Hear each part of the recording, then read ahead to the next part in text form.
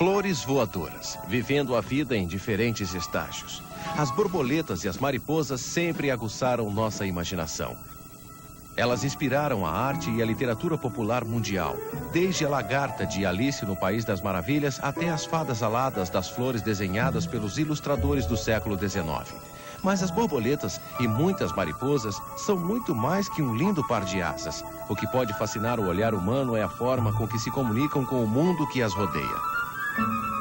Embora suas cores tenham sido feitas para atrair um parceiro, assustar um predador ou ajudá-las a desaparecer, as borboletas e mariposas têm esse aspecto por uma excelente razão: sobreviver. Em cada passo dos 4 estágios que formam seu ciclo de vida, de ovo, a lagarta, a crisálida, a adulto, trazem consigo uma variedade de estratégia que as converte em sobreviventes enganadoras. As borboletas e as mariposas são mestres do disfarce e do engano.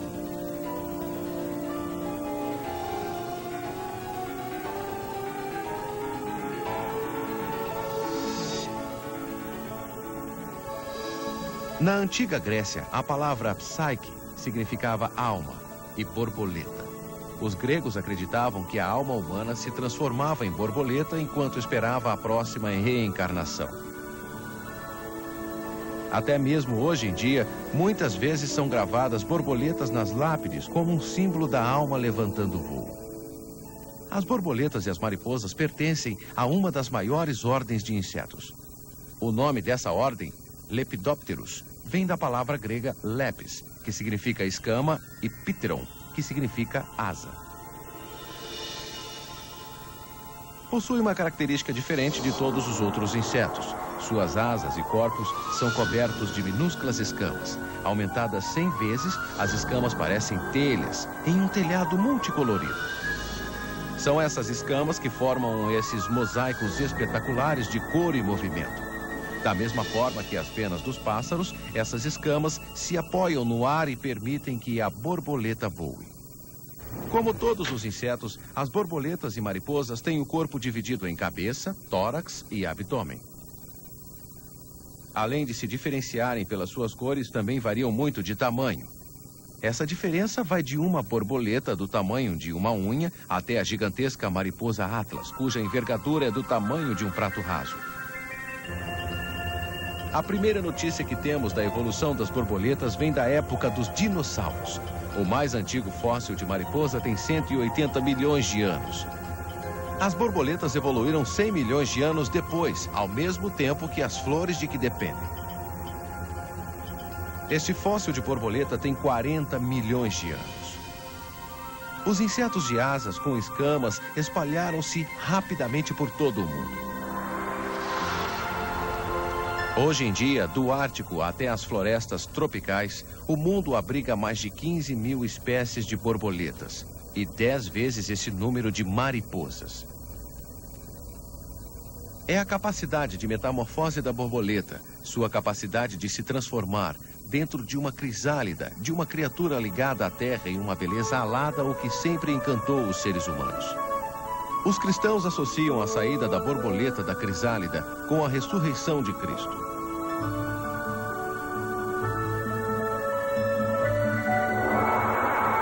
Os antigos egípcios acreditavam que seus deuses possuíam o poder da metamorfose, escapando da morte e mudando de uma forma para outra. Dentro deste ovo, menor que um grão de arroz, está se formando uma nova borboleta.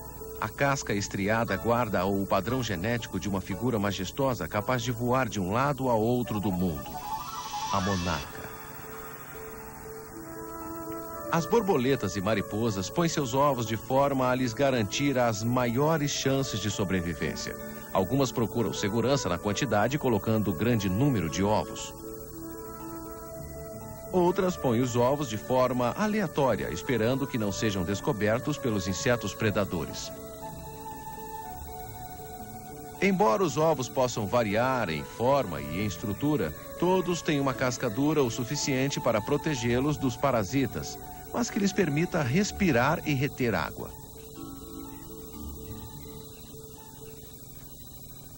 As borboletas colocam ovos em uma planta hospedeira, da qual irão se alimentar as lagartas. Uma borboleta está primeiro inspecionando a planta procurando outros ovos. Uma planta com muitos ovos significa menos comida para suas crias. Mas este pé de maracujá já desenvolveu sua própria defesa. Para evitar que as borboletas coloquem seus ovos sobre ela, produz ovos falsos, pequenos pontos amarelos que imitam ovos de borboleta.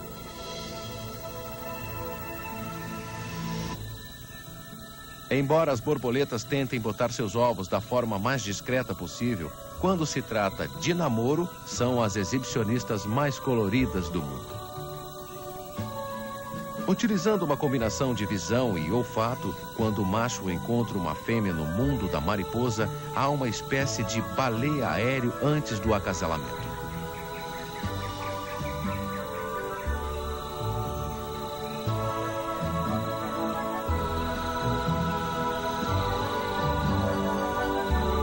Alguns machos se acasalam com a fêmea quando ela está saindo da pupa.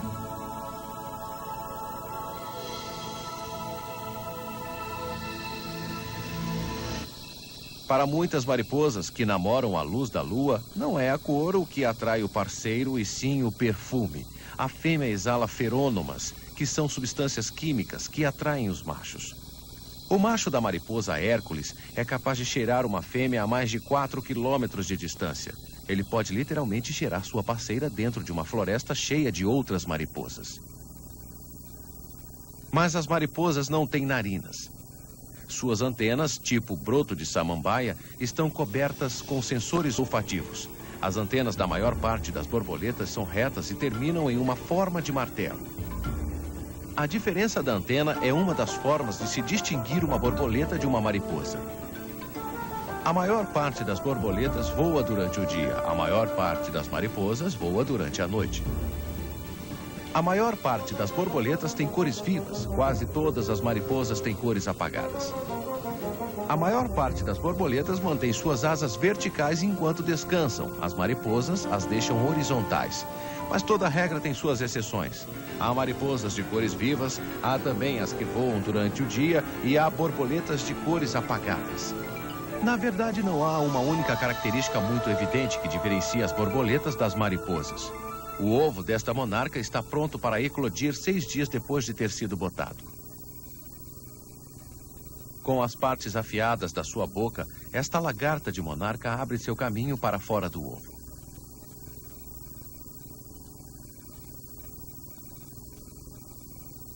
Sua primeira comida é a própria casca do ovo, um aperitivo para a fome compulsiva que logo vai sentir.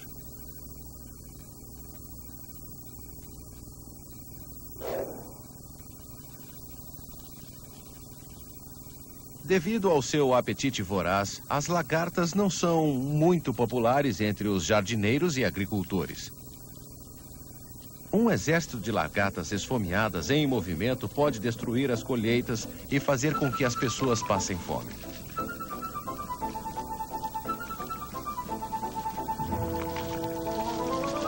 Mas elas não comem apenas as colheitas. As lagartas da traça gostam de lã. A traça da tapeçaria não tem nenhum respeito pela história. Mas nem sempre as lagartas conseguem comer de graça. Como elas ocupam um lugar baixo na cadeia alimentar, há muitas criaturas dispostas a comê-las.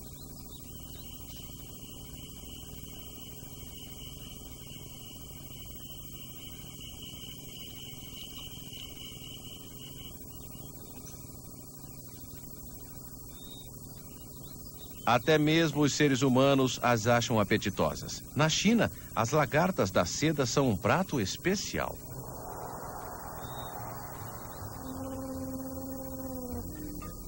Os aborígenes da Austrália comem alguns tipos de mariposas e de gusanos.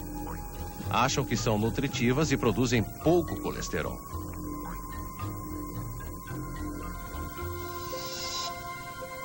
Como existe a crença de que uma borboleta é uma alma que está esperando a reencarnação, na Inglaterra acreditava-se que uma mulher que comesse uma borboleta logo estaria esperando um filho. Ao que parece, há pessoas que não se incomodam de colocar borboletas no estômago.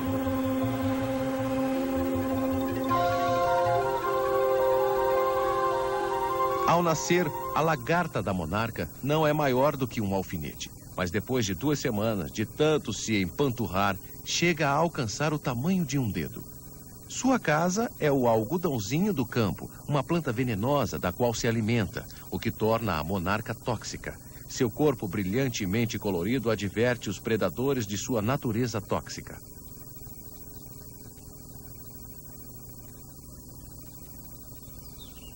A dieta favorita da lagarta é um buffet de saladas, na posição vertical, onde ela come uma folha por dia. Caso isso não pareça muito impressionante, devem saber que, para que uma pessoa possa igualar o apetite voraz de uma lagarta, precisaria comer quase 20 quilos de salada por dia. A lagarta é um animal esfomeado. Sua missão é muito simples: comer e crescer o mais rapidamente possível. Ela pode dobrar de tamanho em 24 horas.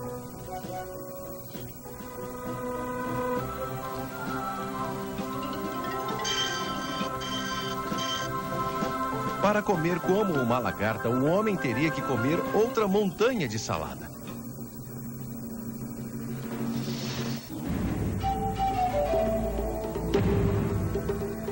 As lagartas parecem não ser nada além de bichos esfomeados e lentos, e presas fáceis para qualquer predador. Devido à sua vulnerabilidade, elas desenvolveram diversas defesas muito inteligentes.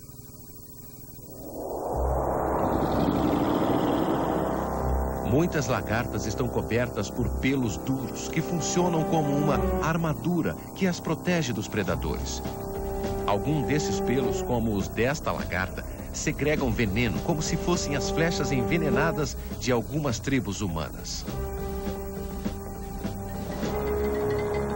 As lagartas de cores brilhantes estão advertindo sobre a sua natureza tóxica. A lagarta amarela da mariposa cabeça da morte é uma prova do ditado: você é o que você come. Por se alimentar da mortal erva moura, é venenosa para todos os predadores. Algumas lagartas soltam gases mal cheirosos quando são perturbadas. Algumas fingem ser ferozes, levantando-se como uma cobra e fazendo uma careta assustadora. Esse tipo de lagarta que vive nos pinheiros sentem-se segura em grupo. Procuram alimento juntas, marchando como um exército em formação. Seu quartel são casulos comunitários, no alto dos pinheiros. Algumas lagartas se camuflam e dão a impressão de serem excrementos de pássaros. Assim, não parecem ser um alimento muito apetitoso. O truque é não se mexer. Mas a melhor defesa de uma lagarta é não ser vista. Muitas lagartas têm uma camuflagem que as confunde com as folhas que as rodeiam.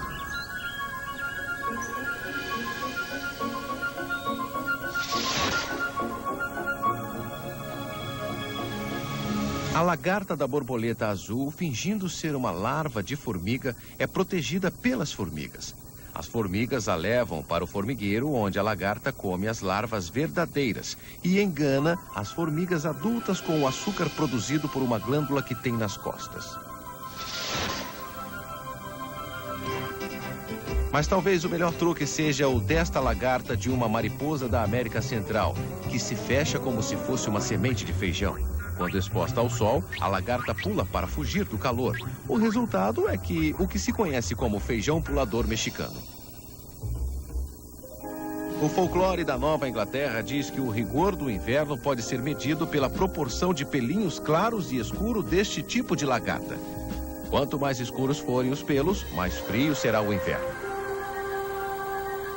Como todas as lagartas, a monarca deve se desprender de sua pele para poder crescer.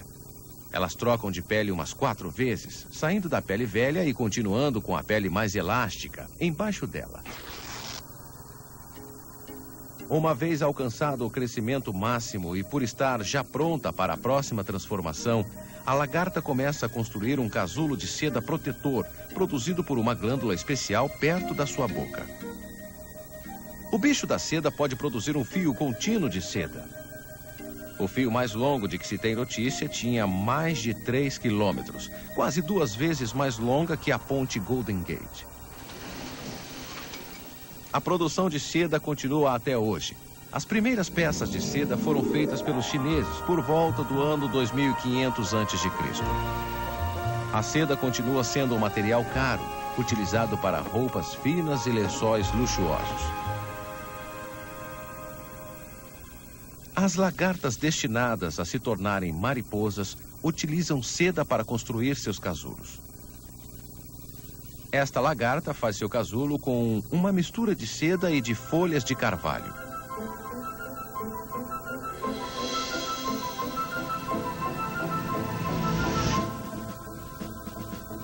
A lagarta da traça prefere reciclar a lã das blusas e fazer um saco de dormir, que lhe serve de camuflagem durante o estágio de pupa.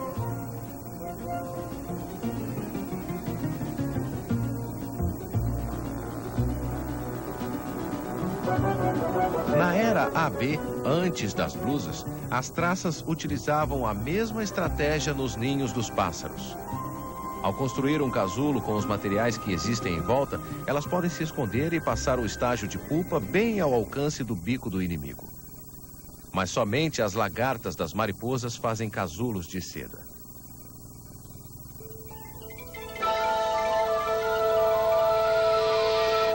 As lagartas que irão se tornar borboletas desenvolvem um casulo duro, denominado crisálida. Os hormônios determinam cada um dos seus movimentos até que a nossa lagarta se desprenda da sua pele e comece a desenvolver a pele dura de crisálida. Na sua forma final, a crisálida parece um broto. Durante este estágio de pupa, em que está vulnerável, algumas borboletas se camuflam para enfrentar os perigos externos.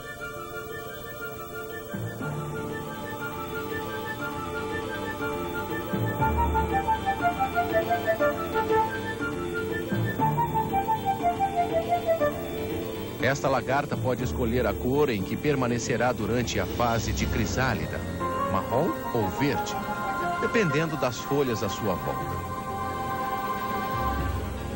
Enquanto isso, dentro da crisálida da monarca está acontecendo uma incrível transformação.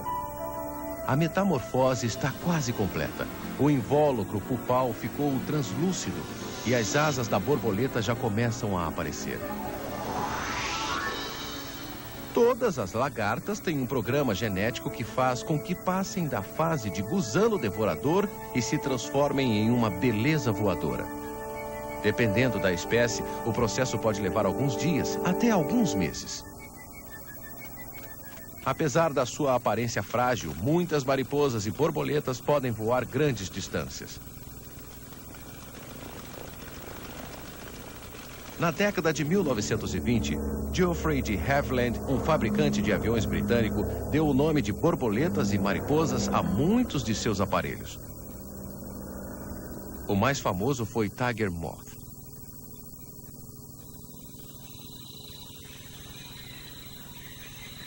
Cada borboleta tem sua técnica de voo, desde o voo lento de borboleta azul tropical, que parece deslizar através da floresta tropical, até o voo apressado das borboletas Heliconia. As borboletas venenosas voam mais devagar. Elas não se preocupam muito com os predadores. Algumas mariposas batem as asas com tanta velocidade que parecem beija-flores se alimentando.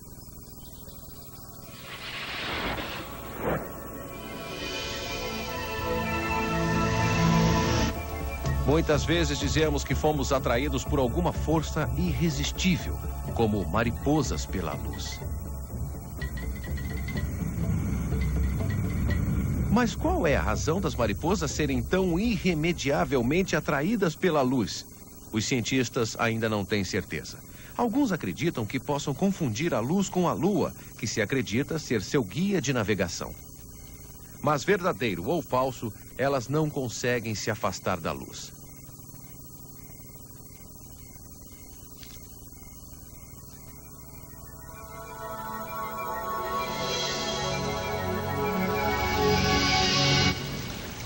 A delicada borboleta precisa se proteger dos elementos. Quando chove, ela usa uma folha como guarda-chuva. Nas noites frias, elas se protegem entre as folhas. Muitas borboletas hibernam durante o inverno. Algumas espécies comuns na Europa hibernam nas casas ou nas construções.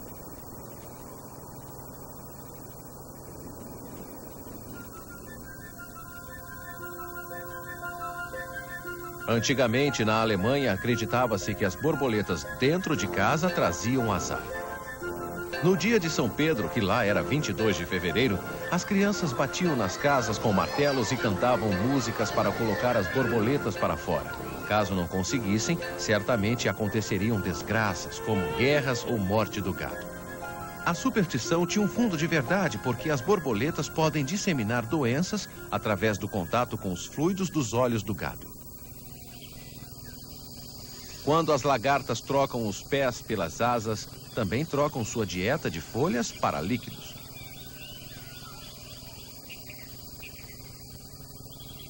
A maior parte das borboletas bebe néctar de flores, utilizando um órgão similar à língua, denominado probóscide. Algumas se alimentam de frutas.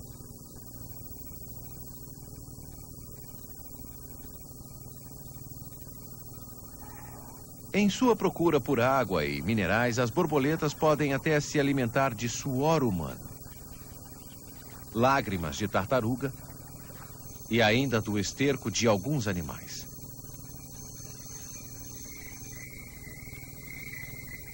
Mas há algumas mariposas que não comem nada. Na verdade, não têm nem boca.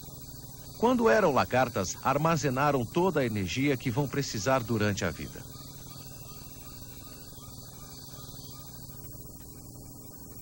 Mas muitas mariposas diurnas comem. Esta mariposa, estudada por Darwin, tem o recorde de probóscide mais longo. Ele estica até atingir o tamanho de um canudo de bebida. Esta mariposa cabeça de morte alimenta-se de mel. Utiliza seu probóscide para perfurar as paredes da colmeia. Seu nome sinistro é devido à marca em forma de caveira que tem nas costas. Mas a mariposa mais aterrorizante é a mariposa vampiro. Ela perfura os tecidos moles em volta dos olhos dos animais e bebe seu sangue. Contam as lendas que quando o bispo de Winchester jantou com o rei Arthur, este lhe deu poderes mágicos. A partir de então, quando o bispo queria reforçar a verdade sobre o que acabava de dizer, abria as mãos e soltava uma borboleta. Passou a ser conhecido como o Bispo da Borboleta. Além de servirem para voar, as asas das mariposas e borboletas também lhes servem como defesa.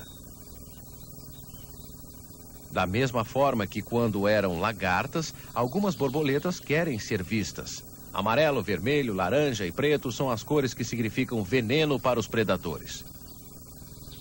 Para enganar os predadores, algumas borboletas não venenosas adotaram as cores das venenosas. A borboleta monarca foi denominada assim em honra ao rei William, príncipe de Orange, que recebeu seu nome do conceito em lugar do rei, porque ele fingia ser a monarca. Na sua tentativa de imitar espécies indesejáveis, algumas borboletas e mariposas desenvolveram os corpos listrados das abelhas e vespas. À primeira vista, um predador poderia confundir esta borboleta com um animal que ela está imitando e deixá-la de lado por algum alimento menos ameaçador. Estas marcas que imitam olhos têm um propósito duplo. Quando um pássaro ataca, com frequência ataca os olhos. Por isso, essas marcas servem para desviar esses ataques. Uma borboleta pode perder uma parte das asas, mas não pode perder a cabeça.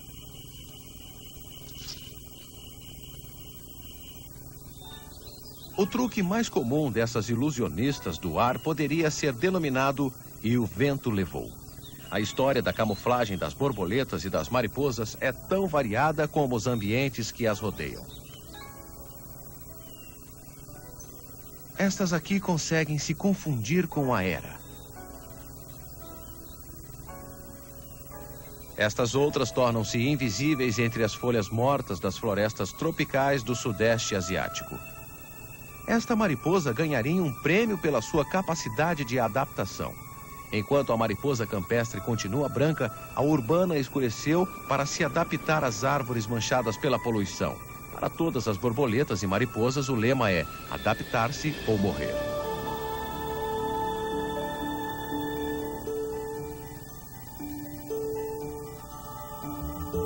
Depois de 18 dias de estágio pupal, chega o momento tão esperado. Nossa monarca sai da crisálida e completa sua passagem para a vida adulta.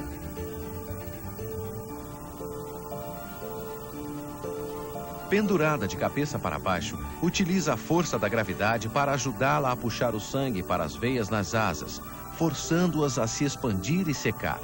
À medida que se abrem as asas, começa o capítulo mais extraordinário de sua vida.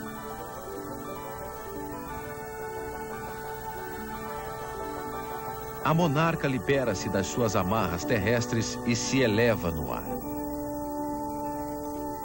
Suas asas foram feitas para voar longas distâncias. Todos os anos, milhões de monarcas migram da América Central para a América do Norte. Uma distância de mais de 3.000 quilômetros, a migração natural mais longa realizada por qualquer tipo de inseto. Algumas monarcas pegam ventos que as carregam ainda mais longe, transpondo o Atlântico até a Europa. As monarcas sempre passam o inverno nos mesmos vales do México, onde cada árvore pode hospedar até 20.000 borboletas. Liberadas da hibernação pelo sol quente, as borboletas começam a se alimentar e a se preparar para sua épica viagem em direção ao norte. Algumas chegarão até o Canadá, outras morrerão no caminho e serão suas crias que terminarão a viagem.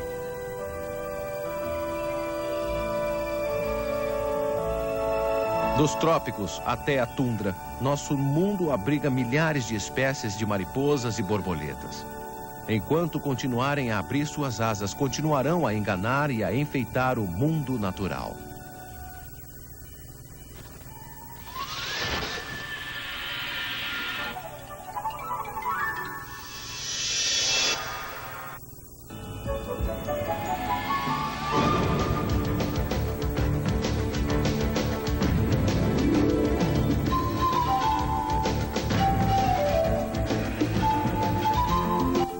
ZYB 851, Rede Cultura São Paulo.